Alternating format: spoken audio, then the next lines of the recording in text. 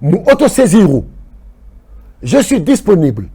Je ne bougerai pas de ce pays. maa ngi fi tukkiwuma dew ma fenn. Et j'attends une convocation venant de la justice.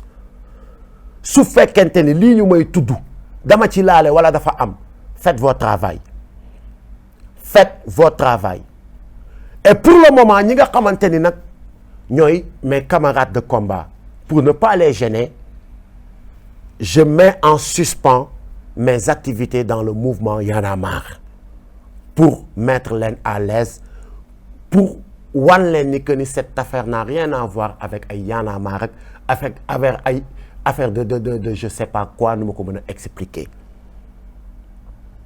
Maintenant lépp li nga xamante ni nag mooy lu war a jëm ci mbirum justice tamit duñ na yàcc ni yasar. On a consulté nos avocats, on a parlé avec nos avocats, ils vont ñu ngi ciy liggéey au moment où je vous parle, et dinañ ci def li nga xamante ni moo war. Sama gars yi, j'avais pas besoin d'être très long parce que cette affaire est simple. ñi ma woo ñëpp li ma leen di wax mooy j'ai pas besoin de passer dans un autre chemin pour expliquer li nga xamante ni moo xew.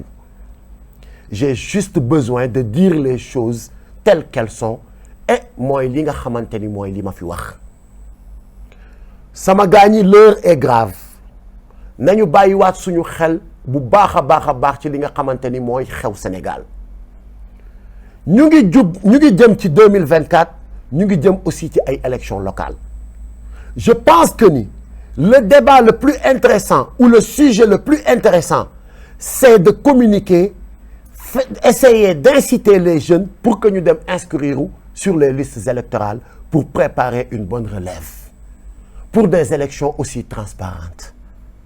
li nga xamante ni tey jii mooy le sujet, ñu ngi jëm ci 2024, dañ fiy aaye 3e mandat. su fekkente ni nag looloo tax je n'accuse nag personne, mais bu fekkente ni looloo tax ngeen bëgg a divertir les Sénégalais, man Kilifeu gisuma luy tee ba duma taxaw farouchement combattre li nga xamante ni mooy un 3e mandat venant de quiconque. ndax lu ñu mayul sunu maam Abdoulaye Wade duñu ko may keneen ku mu mën a doon fii ci réew mi. su fekkente ni da ngeen bëgg a divertir les Sénégalais pour ñu bañ a wax ci sàccum suuf gi spoliation foncière bu metti bi ngeen nekkee, c'est peine perdue, dinaa ci wax ba suba ci ginnaaw ngoon. su fekkente ni aussi da ngeen a bëgg a bâillonner ou tilimal ou yàq deru ñi nga xamante ni dañu taxawal pour leeralal Sénégalais yi seen yu bon yi ngeen nekk di def, c'est peine perdue. Je suis prêt comme toujours. Vous pouvez tuer Kilifeu et je suis prêt pour y laisser mon nez. Mais vous aurez en face de vous plus de 5 millions de Kilifeu.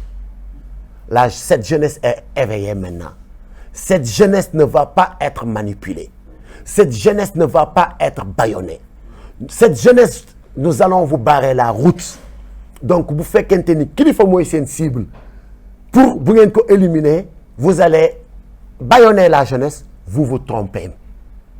Donc maa ngi ñaan yàlla def jàmm ci réew mi, def ko ci àdduna bi, jëlee fi mbas mi, musal ñu, muccal ñu, di jéggaluwaat Sénégalais yi, di remercier waat ñëpp ñi nga xamante ni de près ou de loin ils m'ont soutenu sur cette épreuve, di encore remercier waat ñi nga xamante ni j'ai reçu votre message ci sama Messenger, ci sama Facebook, ci sama Instagram, ci sama jumtukaay yi may waxee yépp, maa ngi leen di remercier et merci encore pour votre soutien. Kilifeu est là et il ne va jamais trahir le combat. Je vous fais confiance, faites-moi confiance. Jaa ngeen jëf, je vous remercie. Yàlla na jàmm yàgg Sénégal. One love les amis. mu autosaisiru. Je suis disponible. Je ne bougerai pas de ce pays. maa ngi fi tukkiwuma dew ma fenn. Et j'attends une convocation venant de la justice. su fekkente ni lii ñu may tudd dama ci laale wala dafa am, faites votre travail. Faites votre travail. Et pour le moment ñi nga xamante ni nag ñooy mes camarades de combat, pour ne pas les gêner, je mets en suspens mes activités dans le mouvement Y en a marre pour mettre leen à l'aise, pour wan leen ni que ni cette affaire n'a rien à voir avec ay Y en a marre avec ay affaire de je sais pas quoi nu ma ko mën a expliquer. Maintenant lépp li nga xamante ni nag mooy lu war a jëm ci mbirum justice tamit duñ na yàkk ni yasar. On a consulté nos avocats, on a parlé avec nos avocats, ils vont ñu ngi ciy liggéey au moment où je vous parle et dinañ ci def li nga xamante ni moo war. Sama gars yi, j'avais pas besoin d'être très long parce que cette affaire est simple. ñi ma woo ñëpp li ma leen di wax mooy j'ai pas besoin de passer dans un autre chemin pour expliquer li nga xamante ni moo xew. J'ai juste besoin de dire les choses telles qu'elles sont et mooy li nga xamante ni mooy li ma fi wax. Sama gars ñi, l'heure est grave nañu bàyyiwaat suñu xel bu baax a baax ci li nga xamante ni mooy xew Sénégal. ñu ngi jëm ci 2024 ñu ngi jëm aussi ci ay élections locales.